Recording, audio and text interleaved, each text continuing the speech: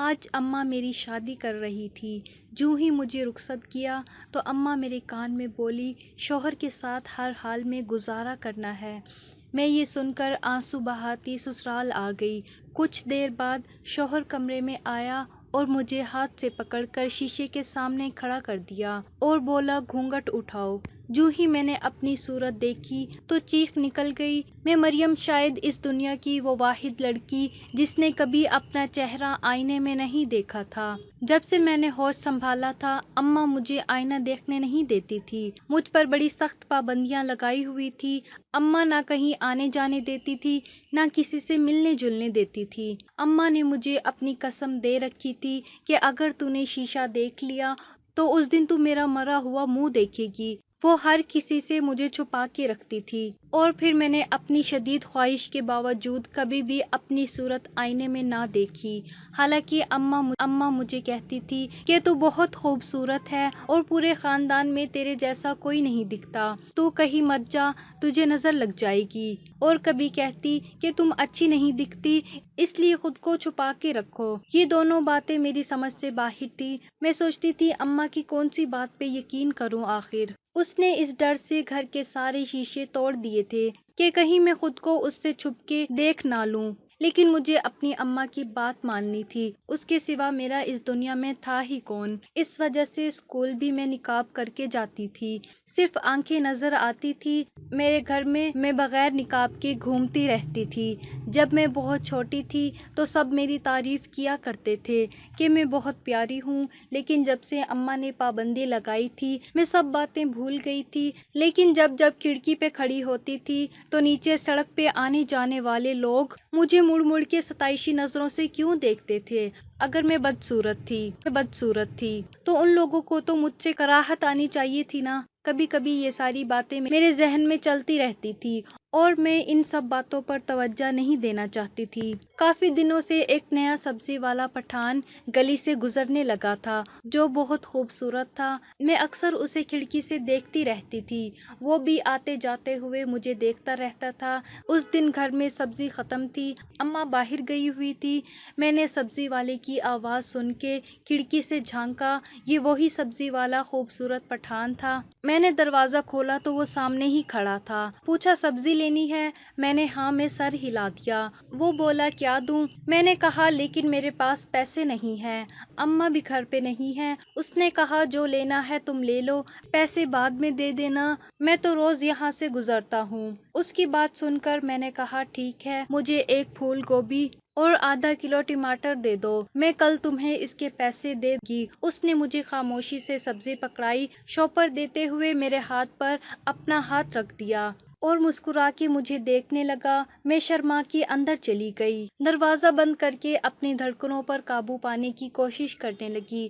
اماں آئی تو انہیں بتا دیا کہ میں نے آج سبزی والے سے ادھار سبزی لے کر سبزی بنائی ہے، پیسے دے دو، کل اس کو دے دوں گی۔ اس سے پیسے لے کر میں نے اپنے پاس رکھ لیے اور صبح کا انتظار کرنے لگی۔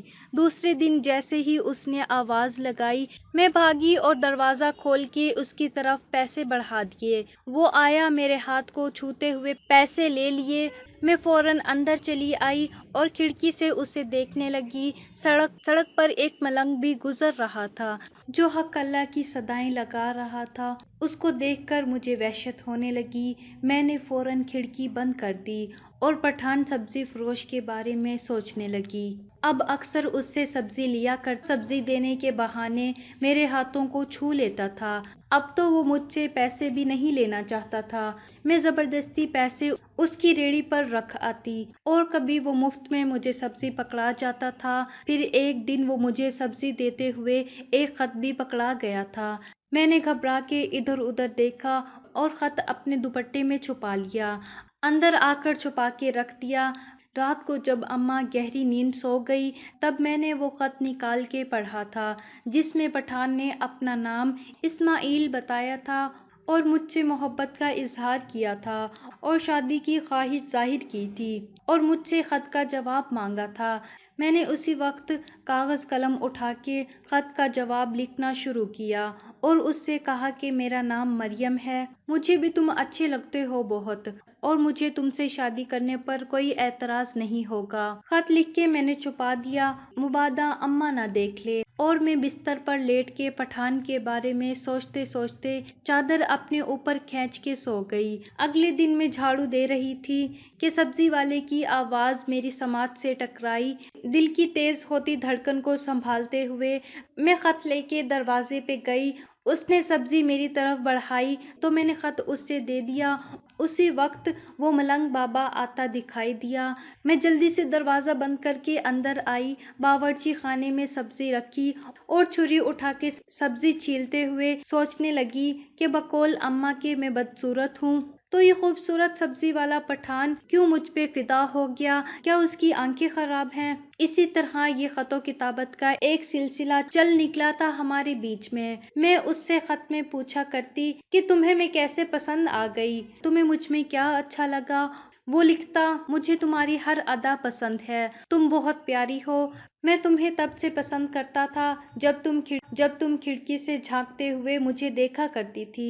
میں جو اماں کی باتیں اور بے جا روک ٹوک سن سن کے احساس محرومی کی شکار ہو گئی تھی، اسماعیل کی محبت پا کے میرا اعتماد بحال ہوتا جا رہا تھا کہ ایک دن محلے کی ایک عورت اماں کے پاس بیٹھی تھی اور وہ دونوں میرے بارے میں بات کر رہے تھے۔ میں باورچی خانے میں چائے بنا رہی تھی، ان کی آواز یہاں تک سنائی دے رہی تھی۔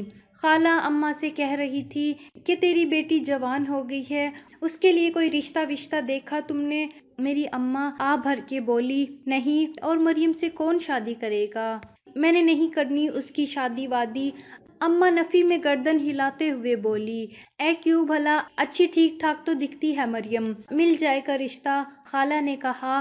اور یہ باتیں سنتے ہوئے چائے کو ابلتا ہوا دیکھ کر میرا دل بھی جلنے لگا تھا۔ اس کا مطلب اماں میری شادی نہیں کروانا چاہتی۔ میں نے اپنے پٹے سے اپنے بہتے ہوئے آنسو پونچھے اور میں چائے نکال کے خالہ کو دے آئی۔ کبھی کبھی اماں کی باتیں میرے دل کو چیر دیتی تھی۔ میں ساری رات اپنے دکھ پہ روتی رہی۔ صبح اٹھ کے کام کرتے ہوئے سبزی فروش کی آواز کان میں پڑی۔ میں جھاڑو لگاتے لگاتے رک گئی اور پھر سے اپنے کام پر لگ گئی۔ میرا دل ہی نہیں کیا کہ اسماعیل کے سامنے جاؤں۔ 2 دن میں نہیں گئی، تیسرے دن وہ دیر تک دروازے کے سامنے کھڑا آوازیں لگاتا رہا۔ اماں گھر پہ نہیں تھی۔ میں نے دروازہ کھولا اور کہا، سبزی نہیں چاہیے، تم جاؤ۔ وہ واپس آیا اور شکوہ کیا کہ میں کیوں نہیں آ رہی دروازے پر۔ میں نے اسے کہا کہ کوئی فائدہ نہیں، اماں ہماری شادی کبھی نہیں ہونے دیں گی، تم مجھے بھول جاؤ، میں تمہارے ہاتھ جوڑتی ہوں۔ میں نے روتے ہوئے اس کے سامنے ہاتھ جوڑے تو وہ ناراض ہو کے کہنے لگا، شادی تو میں تم ہی سے کروں گا، چاہے کچھ بھی ہو جائے۔ اور وہاں ملنگ بابا کو آتا دیکھ کر اپنا ٹھیلا کھینچتا ہوا دوسری گلی میں مڑ گیا۔ میں اندر آ کے رونے لگی۔ اگلے دن میں آٹا گوندھ رہی تھی کہ اسماعیل نے آواز لگائی۔ میں نے جھٹ سے ہاتھ دھو کے دوپٹے سے پونچھتے ہوئے دروازہ کھولا۔ اس نے سبزی کے ساتھ مجھے خط پکڑائی اور گلی میں مڑ گیا۔ سارے کام کاج نپٹا کے میں اماں کے سونے کا انتظار کرنے لگی۔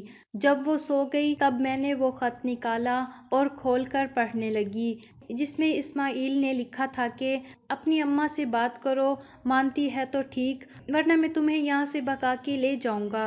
خط کا جواب ضرور دینا، فقط تمہارا اسماعیل۔ میں جواب لکھنے لگی کہ اسماعیل، اماں سے بات کرنا ہی فضول ہے، وہ میری شادی کروانا ہی نہیں چاہتی، اس لیے میں نے سوچا بھاگ کے شادی کرنا ہی واحد راستہ ہے۔ میں تیار ہوں کیونکہ میں تمہارے بغیر نہیں رہ سکتی۔ خط لکھ کے میں نے چھپا کے رکھ دیا۔ صبح ہوتے ہی سبزی والے کا انتظار کرنے لگی۔ جیسے ہی اس نے آواز لگائی میں دوڑتی ہوئی دروازے پر گئی اور دروازہ کھول کے اسے خط پکڑا کر دروازہ بند کر کے چلی آئی۔ کچھ دن یوں ہی خط و کتابت چلتی رہی اور دونوں کی متفقہ رائے سے گھر سے بھاگ کر شادی کرنا طے ہو گیا۔ اب بس موقع کا انتظار تھا۔ اس رات میں پوری تیاری کر چکی تھی۔ گھر سے بھاگنے کی سامان تو کچھ تھا ہی نہیں میرے پاس، چند جوڑے پیک کر لیے تھے بیگ میں۔ اب اماں کے سوتے ہی یہاں سے نکل جانا تھا مجھے۔ اماں دیر تک جاگ کے کپڑے سیتی رہی۔ خدا خدا کر کے جوڑا سل گیا تھا، اسے طے کر کے شاپر میں ڈال کے سلائی مشین سے اماں اٹھ گئی۔ جب مجھے پکا یقین ہو گیا کہ اماں گہری نیند میں چلی گئی ہیں تو میں آہستہ سے چارپائی سے اٹھی، تکیے کے نیچے سے چادر نکال کے اوڑھ لی اور چارپائی کے نیچے سے بیگ اٹھا کے کندھے پر ڈال کے دبے پاؤں باہر نکلی۔ باہر نکل کے چپل پہنے اور چھت کی سیڑھیاں چڑھنے لگی۔ مجھے چھت سے چھلانگ مار کر کودنا تھا کیونکہ دروازے کو اماں رات میں تالا لگا کر رکھتی تھی۔ میں خاموشی سے بنا آواز کے چھت پر پہنچی۔ نیچے دیکھا تو اسماعیل کھڑا تھا۔ چھت زیادہ اونچائی پہ نہیں تھی، میں آسانی سے چھلانگ مار کر کود گئی تھی۔ مجھے اسماعیل نے سہارا دے کر اٹھایا، میں اس کے ساتھ جانے لگی تو اسی وقت نہ جانے کہاں سے وہ ملنگ آ گیا اور میرا ہاتھ پکڑ کے مجھے روک دیا۔ جی ہاں، یہ وہی ملنگ تھا جو ہر وقت گلی کے پھیرے لگاتا تھا اور حق اللہ کی صدائیں بلند کرتا رہتا تھا۔ مجھے پیچھے کہاں جا رہی تھی لڑکی؟ تمہیں اپنی ماں کی عزت کا کوئی خیال نہیں؟ تمہیں اس پر ترس نہیں آیا جو اس کی عزت روننے چلی تھی؟ میں نے اپنا ہاتھ چھڑانا چاہا لیکن وہ بہت طاقتور تھا، میرے ہاتھ کو مضبوطی سے تھامے ہوئے تھا۔ اس ملنگ نے ایک ہاتھ سے میرا ہاتھ پکڑا ہوا تھا اور دوسرے ہاتھ سے اسماعیل کا گریبان۔ اس پہ تھپڑوں کی بوچھار کرتے ہوئے اسے دھکا دیا اور بولا، شکل گم کرو اپنی، آئندہ یہاں دکھائی دیا تو پولیس کے حوالے کر دوں گا۔ یہ سنتے ہی اسماعیل وہاں سے بھاگ گیا۔ میں رو رو کر اسے پکارتی ہی رہ گئی۔ اب ملنگ مجھے گھسیٹتا ہوا دروازے تک لایا اور زور زور سے دروازہ پیٹنے لگا۔ تھوڑی دیر بعد اماں نے بوکھلائی ہوئی شکل کے ساتھ دروازہ کھولا اور دروازہ کھولتے ہی مجھے اس ملنگ کے ساتھ وہاں دیکھ کر چلانے لگی کہ یہ سب کیا ہے۔ میں بس روتی رہی۔ ملنگ مجھے گھسیٹتا رہا، اندر لا کر دھکا دے کر بولا، یہ تیری عزت مٹی میں ملا کے سبزی والے کے ساتھ بھاگ رہی تھی، سنبھالو اسے۔ اماں یہ سن کر اپنی چھاتی پیٹنے لگی اور پھر مجھ پر چڑھ دوڑی، مارتی رہی اور میں خاموشی سے پٹتی رہی۔ کمبخت، گھر سے بھاگ رہی تھی، کون تجھے بیاہے گا؟ تو نے اپنی شکل دیکھی ہے؟ اماں مجھے روتے ہوئے بولی۔ یہ سن کر ملنگ جو دروازے سے نکل رہا تھا واپس مڑا اور مڑ کر کہنے لگا، مجھ سے شادی کرو گی اس کی؟ اماں کے ہاتھ یہ سن کر رک گئے۔ بولی، تو کیا کرے گا اس سے شادی؟ ہاں، میں کروں گا اس سے شادی، وہ کہنے لگا۔ ٹھیک ہے، مجھے منظور ہے، اماں بولی۔ ٹھیک ہے، تو پھر اس جمعے کو میں آؤں گا اور اسے نکاح کر کے لے جاؤں گا۔ یہ کہہ کر وہ چلا گیا۔ میں بہت روئی، چلائی، اماں کے پیر پکڑے کہ میری شادی اس ملنگ سے نہ کرو، مگر وہ نہیں مانی اور بولی، کون سا وہ ملنگ تجھ سے شادی کرے گا؟ ایسے ہی ایک بات کر کے گیا، تم دیکھنا وہ نہیں آئے گا۔ اس دن جمعہ تھا، میں پریشان تھی کہ کہیں سچ مچ وہ ملنگ نہ آ جائے مجھ سے شادی کرنے۔ کافی وقت گزر گیا، وہ نہ آیا تو میں خوش ہو گئی اور شکر ادا کیا۔ اسماعیل نے تو پلٹ کے میری خبر تک نہ لی۔ اس کی جھوٹی محبت کے دعووں پر مجھے بہت شرم آ رہی تھی کہ میں کیوں اس کی باتوں میں آ گئی تھی کہ اچانک دروازہ کھٹکا۔ میں چونک گئی، اماں دروازے پر گئی تو ایک خوش شکل نوجوان وہاں کھڑا تھا، اس کے ساتھ 2 گواہ اور قاضی بھی تھا۔ اماں سے کہنے لگا، میں وہی ملنگ ہوں جو اس دن تم سے تمہاری بیٹی کے ساتھ شادی کا وعدہ کر کے گیا تھا۔ اماں خوش ہو کر اس کو اندر لائی، عزت کے ساتھ سب کو بٹھایا۔ میں ابھی تک حیران تھی کہ یہ وہی بے ڈھنگا ملنگ ہے جو آج ایک خوبصورت نوجوان کی شکل میں میرے سامنے ہے۔ تھوڑی دیر میں میرا اس کے ساتھ نکاح ہو گیا تھا اور پھر میں آنسو بہاتی سسرال آ گئی۔ کچھ دیر بعد میرا خوبرو شوہر کمرے میں آیا اور مجھے ہاتھ سے گھسیٹتا ہوا شیشے کے سامنے کھڑا کر دیا اور بولا، گھونگھٹ اٹھاؤ۔ جوں ہی میں نے اپنی صورت دیکھی تو چیخ نکل گئی۔ میں وہاں سے فوراً پیچھے ہٹی، مجھ پہ لرزہ طاری ہو گیا۔ تو اماں سچ کہتی تھی، میری شکل کسی ہیبت ناک جانور جیسی تھی۔ میرا شوہر مجھے چپ کروا رہا تھا اور بولا کہ جو تم دیکھ رہی ہو وہ حقیقت کے برعکس ہے۔ جو کیفیت تم پر گزر رہی ہے میں اس کیفیت سے گزر چکا ہوں۔ میں نے چونک کر اس کی طرف دیکھا اور پوچھا کیسے؟ وہ بولا اس کا جواب تمہاری اماں کے پاس ہے، میں تمہیں اس کے پاس لے چلتا ہوں۔ وہ مجھے اماں کے پاس لے آیا اور بولا کہ تمہاری بیٹی کی اس جانور جیسی شکل کے پیچھے کیا راز ہے، اپنی بیٹی کو سب بتا دو۔ اماں رونے لگی اور کہنا شروع کیا، میری اماں جادو ٹونے پر بہت یقین رکھتی تھی، میں نے بچپن سے ہی انہیں عملیات اور جادو ٹونا کرتے ہوئے دیکھا تھا۔ وہ کسی پہنچے ہوئے عامل بابا کے پاس جاتی تھی سیکھنے، وہاں سے آ کر اپنے گھر پہ وہ عمل کرتی تھی۔ میرا باپ کسی عورت کے چکر میں تھا، اس وجہ سے میری اماں وہ عملیات ان پر اور اس عورت پر کرتی تھی تاکہ وہ دونوں ایک دوسرے کا پیچھا چھوڑ دیں۔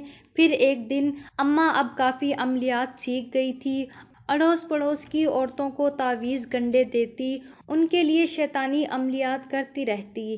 ایک طرح سے اس نے ان شیطانی عمل کو ہی اپنا ذریعہ معاش بنایا ہوا تھا۔ عورتیں عمل کرواتی اور اماں کو پیسے دے کے آتی اور اماں کو پیسے دے کے چلی جاتی۔ ایک دن ایک عورت اماں کے پاس آئی اور کہا کہ میری بیٹی کی شادی ہونے والی تھی، اس شخص کے ہاں پہلی بیوی سے اولاد نہیں ہوئی تو وہ میری بیٹی سے شادی کر رہا تھا۔ جوں ہی شادی کے دن قریب آئے پتہ چلا کہ اس کی پہلی بیوی امید سے ہے، اب وہ میری بیٹی سے شادی نہیں کر رہا۔ تم کوئی ایسا عمل کرو کہ اس کی پہلی بیوی مر جائے، میں تمہیں بہت پیسے دوں گی۔ اماں بولی میں کسی کو مارنے کا عمل کیسے کروں، میں تمہیں ایسا عمل نہیں کر کے دوں گی، تم جاؤ۔ لیکن وہ عورت نہ مانی اور بہت گڑ گڑانے لگی اور بہت پیسوں کا لالچ دیا اماں کو، تو بالآخر اماں مان گئی اور اس کے لیے عمل کرنا شروع کر دیا اور وہ عورت بچے کو جنم دے کر چل بسی۔ اس واقعے کے کافی دنوں بعد ایک دن کسی بابے سے اماں ایک نیا عمل سیکھ کے آئی تھی، وہ بہت خوش تھی۔ بابے نے کہا تھا کہ یہ عمل بہت بھاری ہے، دھیان سے کرنا، اس عمل کے کرنے سے تمہارے شوہر کو وہ عورت خوبصورت عورت کی جگہ کوئی بھیانک جانور کی شکل نظر آئے گی اور وہ اس سے نفرت کرنے لگے گا اور اس کا پیچھا چھوڑ دے گا۔ یہ عمل تمہیں 40 دن تک کرنا ہوگا۔ دھیان رہے عمل الٹا بھی پڑ سکتا ہے، میری اماں کے ساتھ بھی یہی ہوا تھا۔ وہ روز ابا کے گھر سے جانے کے بعد یہ عمل کرتی، آگ جلا کر اس میں کچھ تعویذ جلاتی تھی اور تعویذوں کے جلنے کے وقت منتر پڑھتی رہتی تھی۔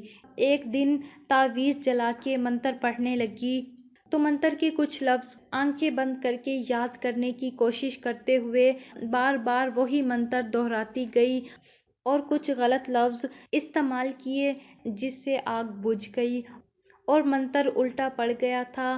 اسے بہت گھبراہٹ ہونے لگی، کانپنے لگی کہ یہ کیا ہو گیا، میں تو روز یہ منتر پڑھتی تھی تو آج کیا ہو گیا آخر، اب کیا ہوگا؟ اس نے فوراً اٹھ کر آئینے میں اپنی شکل دیکھی اور سکھ کا سانس لیا کہ اس کی شکل نہیں بگڑی تھی۔ پیچھے مڑ کے دیکھا تو میں وہاں کھڑی تھی، مجھے دیکھ کر میری ماں نے زور سے چیخ ماری، میں بہت ڈر گئی، رونے لگی کہ اماں کو کیا ہو گیا۔ میری اماں رونے لگی اور سمجھ گئی کہ عمل الٹا ہونے کا اثر اس پر نہیں اس کی بیٹی پر پڑا ہے۔ تب سے ابا بھی واپس نہیں آئے، اسی عورت سے شادی کر کے اسی کے ساتھ رہنے لگے تھے۔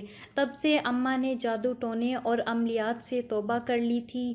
تب سے اس نے سارے شیشے توڑ دیے کہ میں خود کو نہ دیکھ پاؤں۔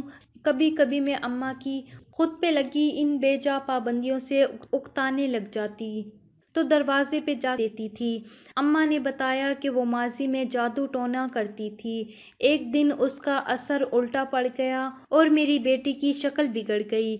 میں نے ایک عورت پر غلط عمل کر کے اسے مار ڈالا، وہ حاملہ تھی، اس کا بچہ بچ گیا لیکن وہ خود مر گئی، اسی کی سزا مجھے ملی ہے، وہ شرمندہ ہو کے بتا رہی تھی۔ یہ سن کر میں ششدر رہ گئی اور میرا شوہر بولا، جانتی ہو وہ عورت کون تھی؟ وہ میری ماں تھی جس کو تم نے مار ڈالا۔ اماں اور میں حیرت سے اس کو تکنے لگے۔ وہ کہتا رہا کہ اس عمل سے میری ماں تو مجھے جنم دے کر مر گئی، مگر میری شکل کسی بھیانک جانور جیسی دکھتی تھی۔ وہ میری طرف دیکھ کے بولا، تم صرف اپنی ماں کو اور اپنے آپ کو ہی بدصورت دکھائی دیتی ہو، دوسرے لوگوں کو نہیں۔ جبکہ میں سب کو ہی بدصورت دکھائی دیتا تھا، سب کو مجھے دیکھ کر کراہت آتی، لوگ گھن کھاتے مجھ سے۔ میں تھوڑا بڑا ہوا تو کسی درس گاہ میں پناہ لے کر بیٹھ گیا، وہاں درس گاہ کے کام کاج کرنے لگا۔ وہاں ایک بہت پہنچے ہوئے بزرگ تھے، وہ مجھ سے بہت شفقت سے پیش آتے تھے، روز مجھ پر دم درود کرتے، دم کیا ہوا پانی مجھے پلاتے اور مجھے کئی وظیفے بتائے کہ بیٹا تم یہ وظیفے دن رات پڑھتے رہو، تم پر کسی عورت نے غلط عمل کیا جس سے تمہیں بھی نقصان ہوا اور اس کی بیٹی کو بھی، تم یہ وظیفہ پڑھو گے تو ان کی برکت سے اس شیطانی عمل کا اثر ختم ہو جائے گا۔ پھر میں دن رات وہ وظیفے دل لگا کر پڑھنے لگا، روز بزرگ کا دم کیا ہوا پانی پیتا، ہر وقت اللہ کو یاد کرتا رہتا، اور ایک دن میرے رب نے میری سن لی اور اس عمل کا اثر مجھ پر سے ختم ہو گیا۔ میں لوگوں کو پکڑ پکڑ کے پوچھتا کہ میں کیسا دکھتا ہوں، وہ کہتے تم بہت خوب رو نوجوان ہو۔ میں جتنا اپنے رب کا شکر ادا کرتا کم تھا۔ پھر ایک دن میں اپنے محلے اپنے گھر واپس آ گیا اور سب کو واقعہ سنایا تو لوگوں نے بتایا کہ فلاں عورت یہ عمل کیا کرتی تھی بہت پہلے، اب اس نے وہ کام چھوڑ دیا ہے۔ میں تمہارے گھر تک پہنچ گیا تم سے پوچھنے کہ تم نے ایسا کیوں کیا، لیکن وہاں دیکھا کہ تمہاری بیٹی روز سبزی والے سے باتیں کرتی ہے اور خط لیتی اور دیتی ہے، اور یہ لوگ گھر سے بھاگنا چاہتے تھے۔ مجھے یہ سب گوارا نہ ہوا کہ اپنے ہوتے ہوئے یہ سب ہونے دوں، اس لیے اس رات میں تمہارے گھر کے باہر پہرا دے رہا تھا اور اس کو بھاگنے سے روکا۔ اس نے سارا قصہ سنایا تو میری اماں اس کے پیروں میں گر کے اس سے معافی مانگنے لگی۔ وہ بولا میری شکل ٹھیک ہو گئی، میں نے تمہیں معاف کیا، لیکن میں چاہتا تھا تم اپنی بیٹی کو سب بتاؤ۔ میں یہ سب سن کر اتنا بولی، اماں تم ٹھیک کہتی تھی، میری شکل واقعی بہت بری ہے، کسی بدصورت جانور جیسی۔ میں روتے ہوئے بولی، نہیں مریم، میرا شوہر اکبر کہنے لگا، تم سب کو خوبصورت دکھائی دیتی ہو، صرف تم کو اور تمہاری ماں کو بھیانک جانور جیسی لگتی ہو، لیکن تم فکر نہ کرو، میں تمہیں درس گاہ لے جاؤں گا، وہاں سے تم ٹھیک ہو جاؤ گی۔ میں اور اماں اسے مشکور نظروں سے دیکھ رہے تھے۔ آج 40واں دن تھا مجھے درس گاہ پر بزرگ کا دیا ہوا پانی پیتے ہوئے، دم درود کرواتے ہوئے، میں نے ہر وظیفہ پڑھا، بہت عبادت کی، رو رو کر دعائیں مانگی تھی۔ وظیفہ پورا ہوا، بزرگ نے بتایا کہ اب تم گھر جا سکتی ہو، اس عمل کا اثر ختم ہو جائے گا صبح تک۔ ہم خوش خوش گھر آئے، شکر ادا کیا رب کا۔ صبح اٹھ کے منہ دھو کے باہر نکلی تو میری نظر شیشے پر پڑی، شیشے میں ایک خوبصورت لڑکی نظر آئی۔ میں شیشے کے بالکل قریب آئی اور خود کو غور سے دیکھنے لگی۔ اب مجھے یقین آ گیا تھا کہ یہ پیاری سی لڑکی کوئی اور نہیں، میں ہوں مریم۔